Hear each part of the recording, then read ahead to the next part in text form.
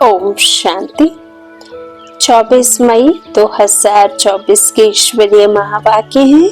आज के मधुर मुरली का सार। मीठे मीठे प्यारे प्यारे श्री बाबा ने कहा, मीठे बच्चे, देही अभिमानी बाप तुम्हें देही अभिमानी भव का पाठ पढ़ाते हैं। जो जैसा है वैसा ही पढ़ाएगा।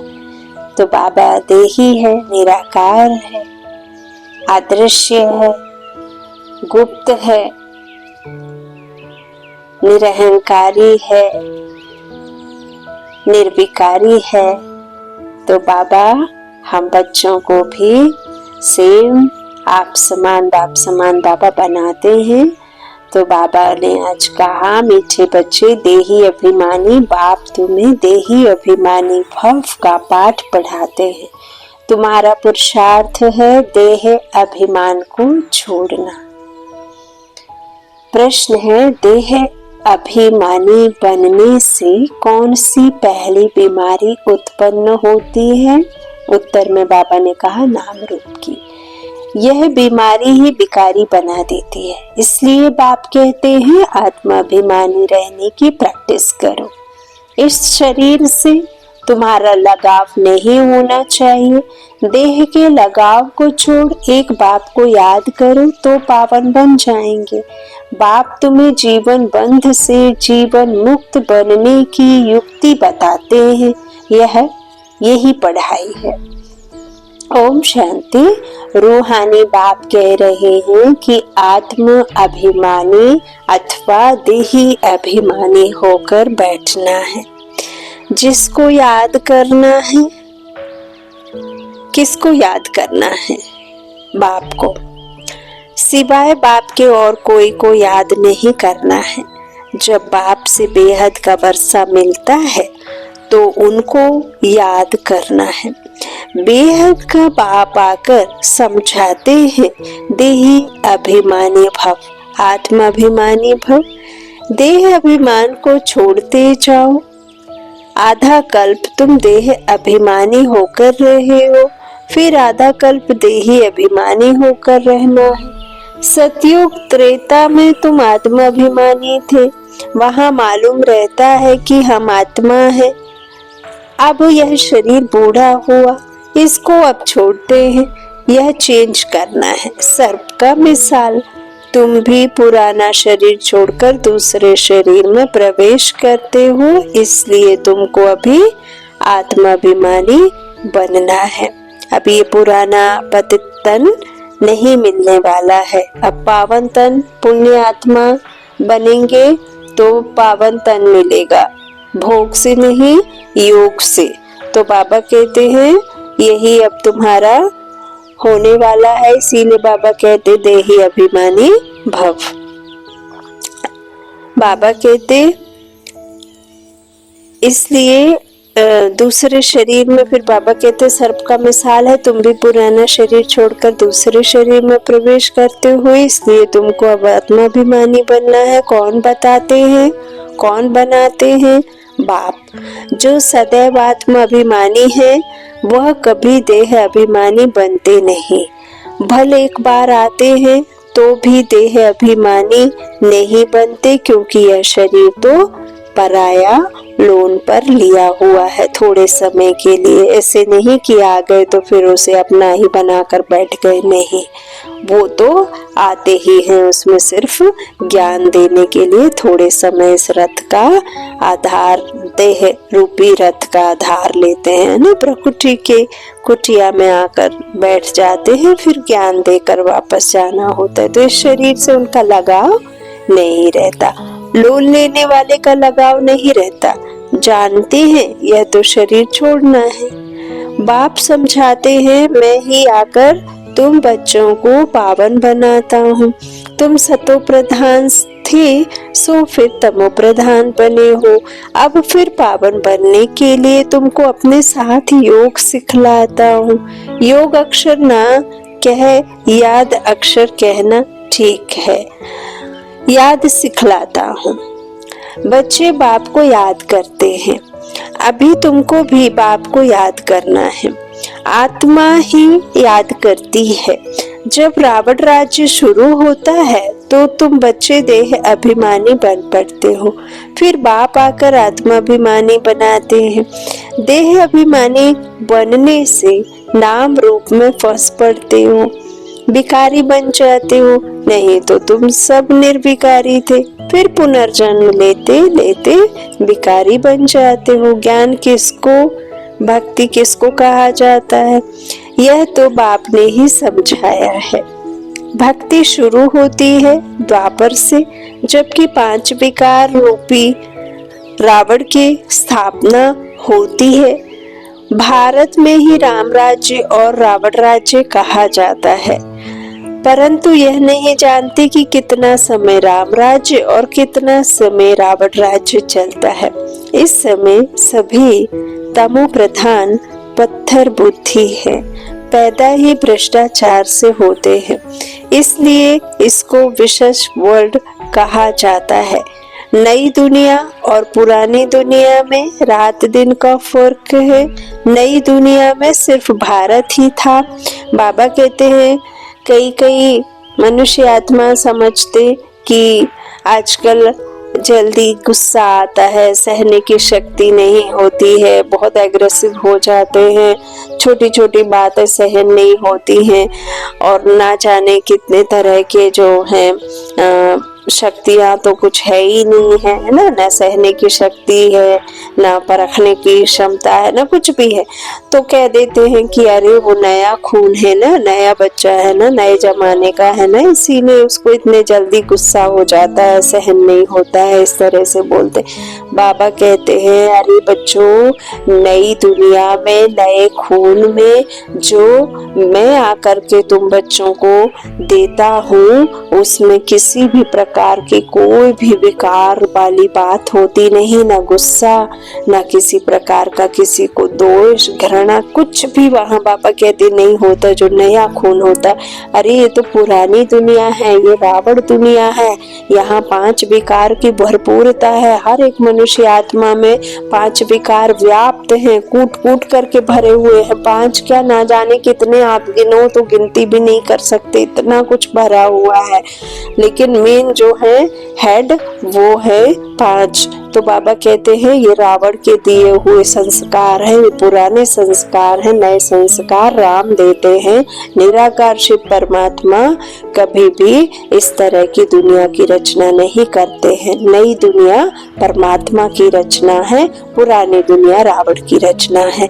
तो बाबा कहते यहाँ सभी कैसे हैं, पत्थर बुद्धि, पैदा ही भ्रष्टाचार से होते हैं, इसलिए इसे क्या कहा जाता है, छीछी दुनिया, विशेष वर्ल्ड कहा जाता है। नई दुनिया और पुरानी दुनिया में रात दिन का फर्क है। नई दुनिया में सिर्फ भारत ही था, भारत जैसा पवित्र खंड कोई बन ना सके, फिर भारत जैसा पवित्र भी कोई नहीं बनता। जो पवित्र वही फिर अपवित्र बनता है, फिर पवित्र बनता है। तुम जानते हो देवी देवताएं पवित्र थे, फिर पुनर्जन्म लेते लेते अपवित्र बन गए हैं। सबसे जास्ती जन्म भी यही लेते हैं। बाप समझाते हैं मैं बहुत जन्मों के अंत के जन्म के भी अंत में आता हूँ। यह पहला नंबर ही 84 जन्म पूरे कर वानप्रस्थ में आता है, तब मैं प्रवेश करता हूँ। यहाँ ब्रह्मा बाबा की बात चल रही है मुरली में। त्रिमूर्ति ब्रह्मा विष्णु शंकर भी हैं, परंतु किसको मालूम नहीं है क्योंकि तमो प्रधान है ना। किसकी बायोग्राफी का किसी मनुष्य मात्र को पता नहीं है। पूजा करते हैं परंतु सब है अंधश्रद्धा। भक्ति को कहा जाता है ब्राह्मणों की रात और सतयुग त्रेता है ब्राह्मणों का दिन। जो परमपिता परमात्मा के द्वारा ब्रह्मा बाप के द्वारा मुख वंशावली ब्राह्मण बनाए, परमात्मा ने अडॉप्ट किया। ब्राह्मण कैसे बने, जब खुद को आत्मा निश्चय करेंगे, परमात्मा से संबंध जोड़ेंगे, अपने 5 विकारों को आत्मा में टच भी नहीं होने देंगे, खुद को चैतन्य आत्मा समझेंगे, अशरीरी समझेंगे, खुद को जो भी 5 विकार हैं बाबा कहते हैं उनको बदली कर सद्गुणों में परिवर्तन करेंगे, तब तो दैवत्व आएगा, तब तो फिर दैवकुल में जाएंगे। तो बाबा कहते हैं कि जो ब्राह्मण होते हैं वो सिर्फ खान पान वस्त्र आदि बदलने से नहीं होते हैं। सच्चे ब्राह्मण वो हैं जो 5 विकारों को अपने पास में फटकने भी ना दे, है ना। खुद को सिर्फ और सिर्फ चैतन्य आत्मा समझे। आत्मा माना शक्ति, आत्मा माना लाइट, आत्मा माना इस शरीर को चलाने वाली एक शक्ति, है ना। शांत स्वरूप ज्ञान बाबा ने दिया, क्योंकि ज्ञान उसमें था नहीं, है ना। बार बार ड्रामा में आते एकदम ज्ञान से लेस हो गई, है ना। तब ज्ञान से भरपूर फुलफिल होने के लिए ज्ञान सागर आए, तब तो ज्ञान दे। तब तो फिर जो अवगुण है बाबा कहते हैं वो क्या है? काम, क्रोध, मोह, लोभ, अहंकार, द्वेष, घृणा। और जो सद्गुण है वो क्या है? सबसे पहले तो प्योरिटी, पवित्रता। क्यों पवित्रता? क्योंकि आत्मा का जो अनादि स्वरूप है वो ज्योतिर्बिंदु है। जब आत्मा इस देह को नहीं लेती तो कर्म में आती ही नहीं, तो वो पवित्र, प्योर, एवर प्योर। बाबा कहते हर एक आत्मा पवित्र है, लेकिन वो ड्रामा में पार्ट बजाते बजाते इस देह को लेते लेते बार बार आते जाते वो आत्मा क्या हो जाती है? घिस पिट जाती है, अर्थात उसके जो अवगुण है वो आते जाते हैं ना, बार बार जन्म लेने से।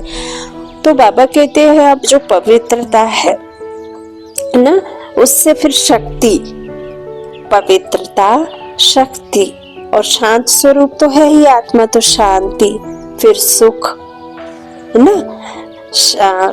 शक्ति, शांति, सुख, ज्ञान, आनंद, ये जो है 5वां फोल्डर आत्मा का, तो ये सब इन विकारों के दबाने के लिए बाबा हमें बोलते हैं, श्रीमत देते हैं कि इन विकारों को खत्म करने के लिए अपना 5वां फोल्डर खोलो और फिर उनको खत्म करो। तो याद से होगा, क्योंकि वो ज्ञान का सागर, वो पवित्रता का सागर, वो सुख शांति दाता, वो दुख हरता, वो सर्वशक्तिमान, वो सर्व समर्थ, वो एवर प्योर ज्ञान सूर्य में वो गुण हैं जिसको हम याद करते हैं तो वो हमारे आत्मा में भरते जाएंगे। इसीलिए बाबा याद करने कहते हैं, और याद इसीलिए करो क्योंकि उनसे हमें बेहद का वर्षा मिलता है, वो हमारा पिता है ना। तो बाबा कहते हैं फिर भारत जैसा पवित्र भी कोई नहीं, और भारत जैसा पवित्र और फिर अपवित्र।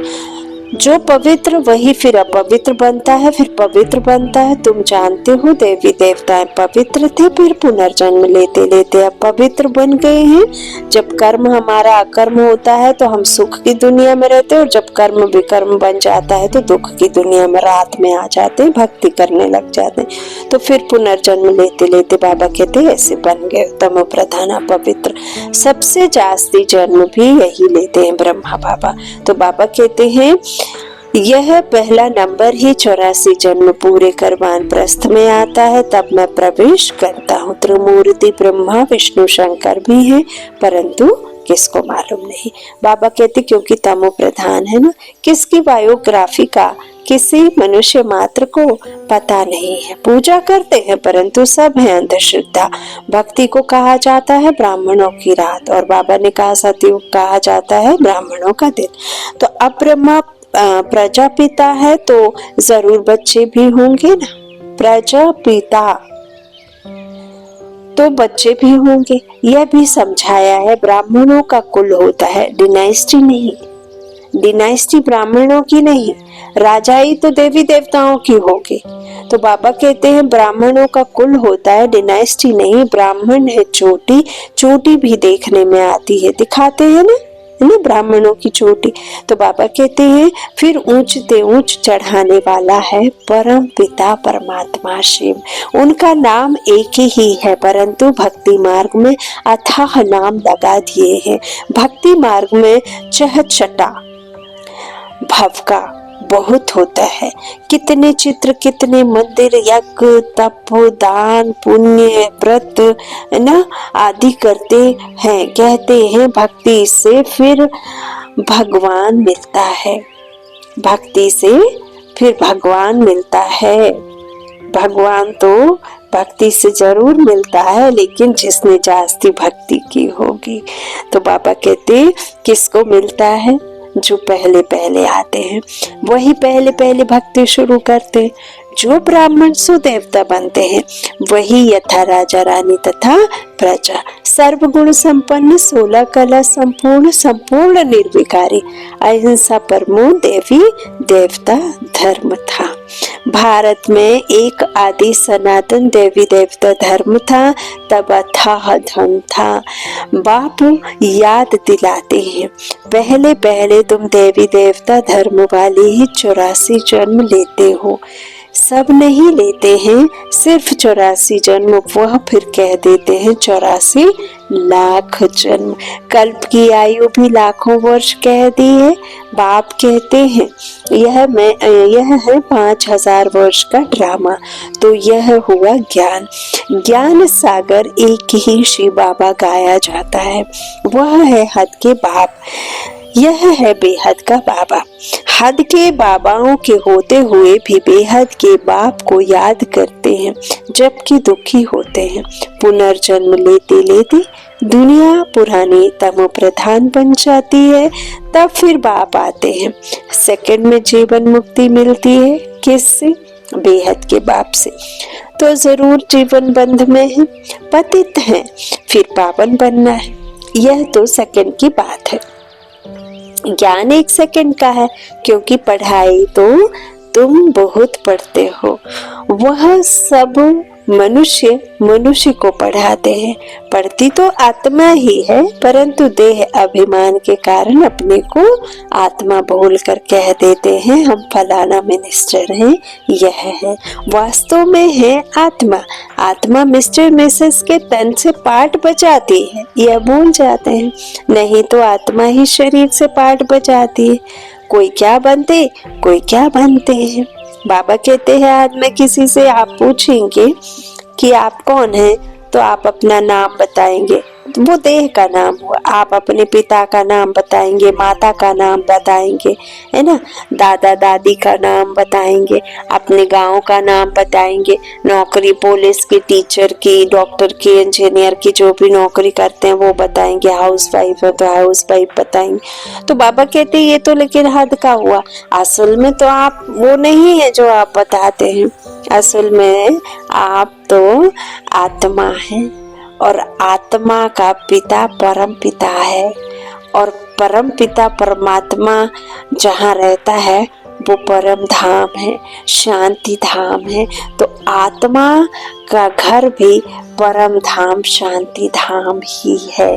तो असली घर, असली पिता और असली आपकी पहचान है मैं कहने वाली। पूरे दिन में मेरा मेरा मेरा शरीर, मेरा भाई, मेरा धन, मेरी दौलत, मेरी कार, मेरी नौकरी, मेरी बंगला, वो कहने वाले आप। ये देह नहीं, देह का नाम नहीं, आप आत्मा हैं जो कहती हैं कि मैं इस शरीर के द्वारा इस पाठ को बजा रही हूँ।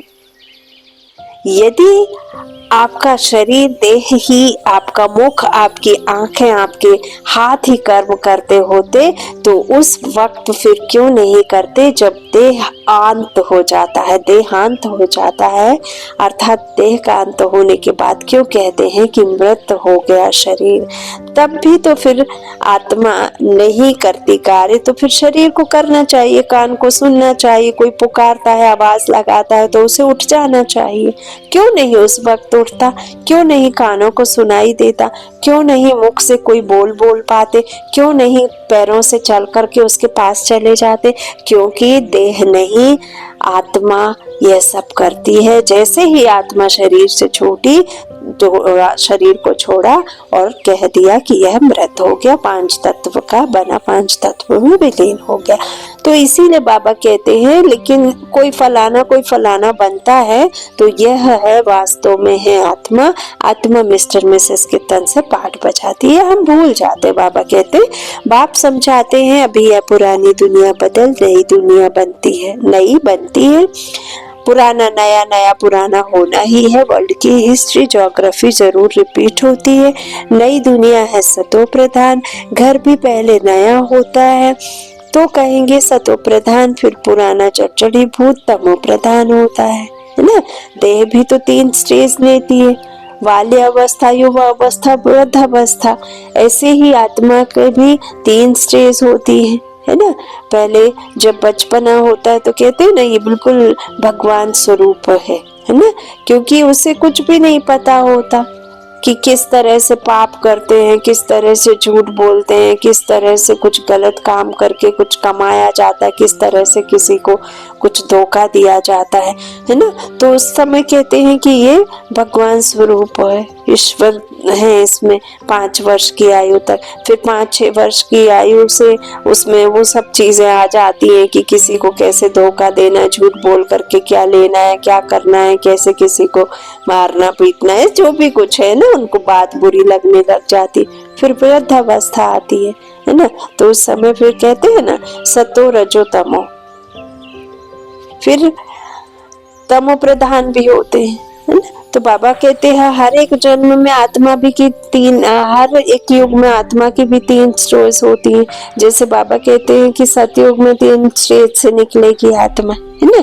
तो ये सब बाबा बच्चों को समझाते। बाबा कहते ये सब है डिटेल, आपको सिर्फ इतना याद रखना है कि मैं कौन, मेरा कौन, मैं आत्मा, मेरा बाबा परमात्मा, और घर शांति धाम और एक सुख धाम। तो ये 3 बातें हमें याद रखनी है। बाबा कहते हैं पहले सतो प्रधान, फिर पुराना जड़ी भूत तमो प्रधान होता है। इस बेहद के नाटक व सृष्टि चक्र की नॉलेज को समझना है, क्योंकि यह पढ़ाई है, भक्ति नहीं है। भक्ति को पढ़ाई नहीं कहा जाता है, क्योंकि भक्ति में एम ऑब्जेक्ट कुछ भी होती नहीं है।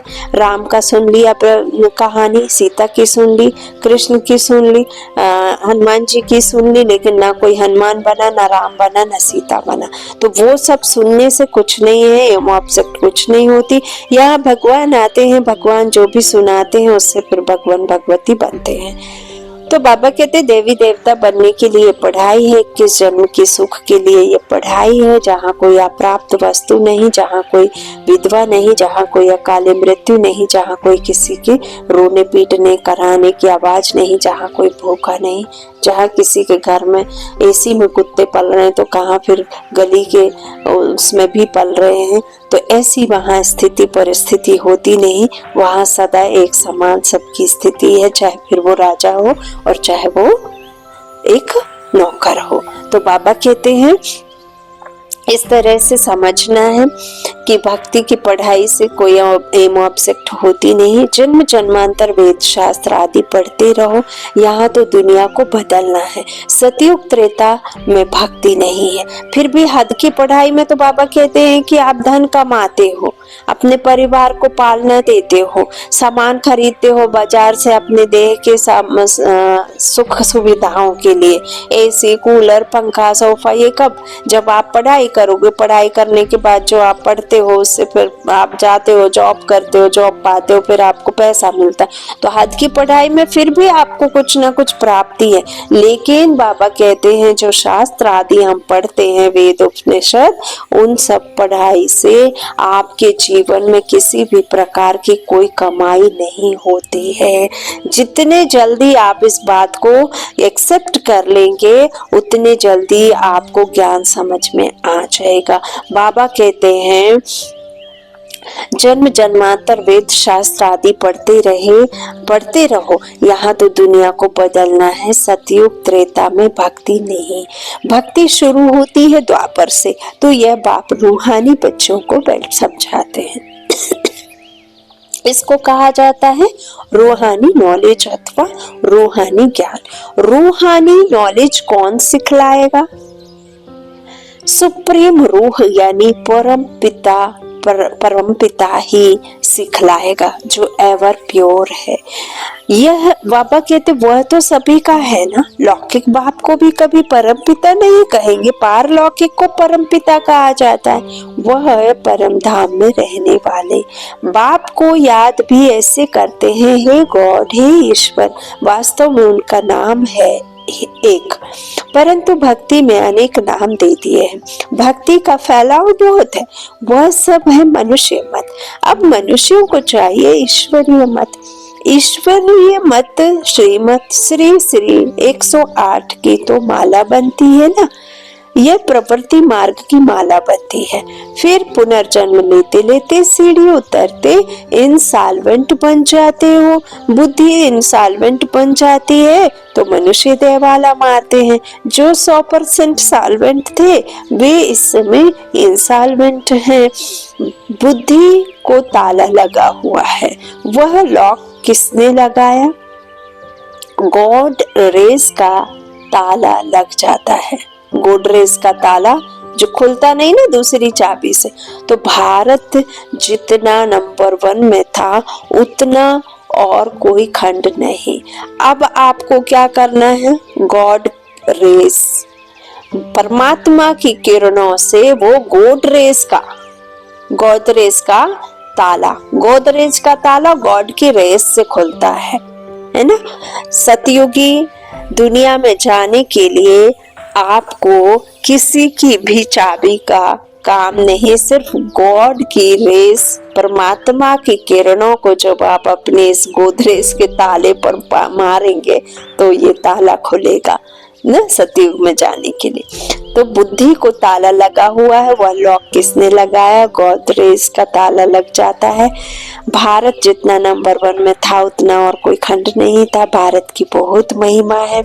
बाबा कहते हैं भारत सब धर्म वालों का बहुत बड़ा तीर्थ है, परंतु ड्रामा अनुसार गीता को खंडन कर दिया है। भारत और सारी दुनिया की भूल है। भारत में ही गीता को खंडन किया है। जिस गीता के ज्ञान से बाप नई दुनिया बनाते हैं और सर्व की सदगति करते हैं, भारत सबसे ऊंच और बहुत धनवान खंड था जो अभी फिर से बन रहा है। यह उल्टा झाड़ है, इनका बीज ऊपर में है, उसको बृहस्पति कहा जाता है। बृहस्पति की दशा बैठती है ना। बाप समझाते हैं मैं बृहस्पति आता हूँ तो भारत पर बृहस्पति की दशा बैठती है, ऊंच बन जाते हैं।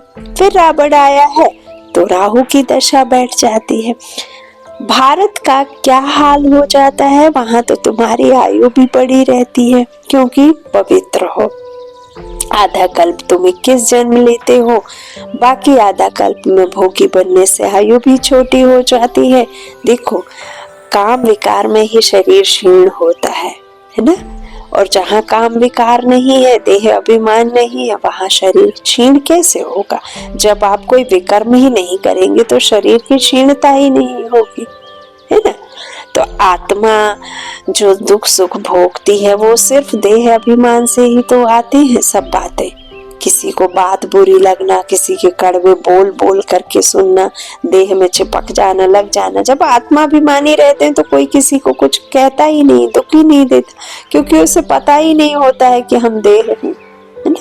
तो बाबा कहते देखो अभी बृहस्पति की दशा बैठती है, ऊंच बन जाते हैं। फिर रावण आया है तो राहु की दशा बैठ जाती है। भारत का क्या हाल हो जाता है? वहां तो तुम्हारी आयु भी बड़ी रहती है क्योंकि पवित्र हो। आधा कल्प तुम 21 जन्म लेते हो, बाकी आधा कल्प में भोगी बनने से आयु भी छोटी हो जाती है, तो फिर तुम 63 जन्म लेते हो। अभी बाप समझाते हैं सतो प्रधान बनना है, इसलिए मामे कब याद करो। अभी यहाँ देखो 63 और 21 का आंकड़ा देखो, 21 जन्म लेकिन आयु बड़ी, 63 जन्म लेकिन आयु छोटी। तो अभी बाप समझाते हैं सतो प्रधान बनना है, इसलिए मामे कब याद करो। सब धर्म वाली इस समय तमो प्रधान है। तुम सभी को यह ज्ञान दे सकते हो आत्माओं का बाप तो एक ही है, सब ब्रदर्स है, क्योंकि हम आत्माएं एक बाप के बच्चे हैं। भल कहते भी हैं हिंदू मुसलमान भाई भाई हैं, परंतु अर्थ नहीं समझते हैं। आत्मा कहती राइट है, सब ब्रदर्स का बाप एक है, वर्षा देना ही है बड़े बाबा को। बहुत आते भी भारत में हैं, शिव जयंती मनाते हैं, परंतु वह कब आया है यह किसको भी पता नहीं है। तुम्हारी युद्ध है 5 विकारों से, किसी को बदलना नहीं है, खुद को बदलना है। काम तो तुम्हारा नंबर 1 दुश्मन है। रावण को जलाते हैं, परंतु वो है कौन, क्यों जलाते हैं, कुछ नहीं जानते। द्वापर से लेकर तुम नीचे उतरते इस समय पतित बन गए हो। हाँ, एक तरफ शिव बाबा को याद कर पूछते हैं, दूसरी तरफ फिर कहते हैं कि वह सर्वव्यापी है, जिसने तुमको विश्व का मालिक बनाया, उनको तुम माया के चक्र में आकर गाली देते हो। बाप कहते हैं, मीठे बच्चों, तुम मुझे अनगिनत जन्मों में ले गए हो, मुझे कण कण में कह दिया है, वह भी ड्रामा बना हुआ है। बेहद के बाप की ग्लानि करते कितनी पाप आत्माएं बन गए हैं। रावण राज्य है ना, इस संसार में रावण व्याप्त है, राम व्याप्त नहीं है, लेकिन राम आया है रावण से छुड़ाने के लिए, तो यह भी तुम जानते हो। इस समय सब भक्तियां हैं, आत्मा परमात्मा को पुकारती हैं, भक्त वो जो याद करते हैं, और भगवान वो जिसे भक्ति अर्थात आत्मा याद करती है ना, तो भगवान जिसे याद करते हैं और आत्मा जो याद करती है। तो सबकी सदगति करने वाला कौन है, सचखंड स्थापन करने वाला सबका बाबा है। रावण को बाबा नहीं कहा जाता है, 5 विकार हर एक में है, विकार से पैदा होते हैं, इसलिए भ्रष्टाचारी कहा जाता है। देवताओं को कहा जाता है संपूर्ण निर्विकारी।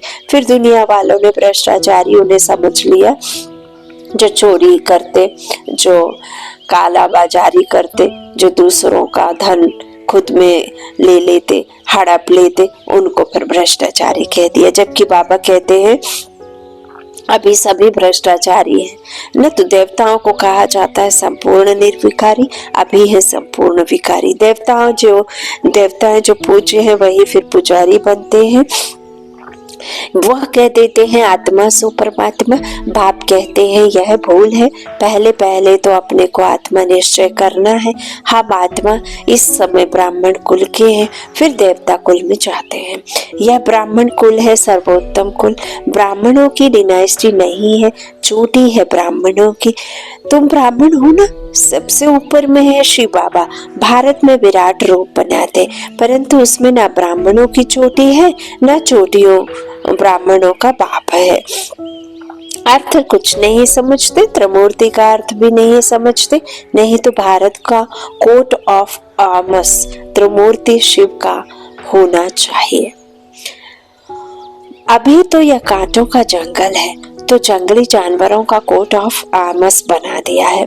उसमें फिर लिखा है सत्यमेव जयते। सतयुग में तो दिखाते हैं शेर बकरी इकट्ठे जल पीते हैं, सत्यमेव जयते माना विजय। सब शीरखंड हो सकते हैं, लून पानी नहीं होते हैं। रावण राज्य में लून पानी, राम राज्य में शीरखंड हो जाते हैं। इनको कहा जाता है कांटों का जंगल। 1-2 को पहला नंबर कांटा विकार का लगाते हैं। बाप कहते हैं काम महाशत्रु है, यह आदि मध्य अंत दुख देने वाला है, नाम ही है रावण राज्य। बाप कहते हैं इन 5 विकारों पर जीत पाकर जगत जीत बनो, विश्व जीत बनो, यह अंतिम जन्म निर्विकारी बनो। तुम तमो प्रधान पतित बने हो, फिर सतो प्रधान पावन बनो। गंगा कोई पतित पावनी नहीं है। शरीर का मैल तो घर में भी पानी से उतार सकते हो, आत्मा तो साफ नहीं हो सकती। भक्ति मार्ग में कितने ढेर के ढेर गुरु लोग हैं, सतगुरु तो एक ही है, सदगति करने वाला सुप्रीम बाप भी है, सुप्रीम टीचर भी है, सुप्रीम सतगुरु भी है। वही तुमको सृष्टि के आदि मध्य अंत की नॉलेज सुनाते हैं। अच्छा, मीठे मीठे सीखी लेदे बच्चों प्रति माता पिता बाप दादा का याद प्यार और गुड मॉर्निंग। रूहानी बाप की रूहानी बच्चों को नमस्ते। हम रूहानी बच्चों की रूहानी माता पिता बाप दादा को याद प्यार और गुड मॉर्निंग। शुक्रिया बाबा, शुक्रिया। धारणा के लिए मुख्य सार है, पहला बाबा ने कहा सतो प्रधान बनने के लिए सिवाय बाप के और किसी को भी याद नहीं करना है, देही अभिमानी बनने की प्रैक्टिस करनी है। दूसरा, सबसे शीरखंड होकर रहना है। इस अंतिम जन्म में विकारों पर विजय प्राप्त कर जगत जीत बनना है। वरदान, बाप की क्षेत्र छाया में सदा मौज का अनुभव करने और कराने वाली विशेष आत्मा भव। जहाँ बाप की क्षेत्र छाया है वहाँ सदा माया से सेफ है। क्षेत्र छाया के अंदर माया आ नहीं सकती। मेहनत से स्वतः दूर हो जाएंगे, मौज में रहेंगे, क्योंकि मेहनत मौज का अनुभव करने नहीं देती। क्षेत्र छाया में रहने वाली ऐसी विशेष आत्माएं ऊंची पढ़ाई पढ़ते हुए भी मौज में रहती हैं, क्योंकि उन्हें निश्चय है कि हम कल्प कल्प के विजयी हैं, पास हुए पड़े हैं। तो सदा मौज में रहो और दूसरों को मौज में रहने का संदेश देते रहो, यही सेवा है। स्लोगन है, जो ड्रामा कोई राज को नहीं जानता है वही नाराज होता है। जो ड्रामा के राज को नहीं जानता है वही नाराज होता है। अच्छा, ओम शांति। शुक्रिया बाबा।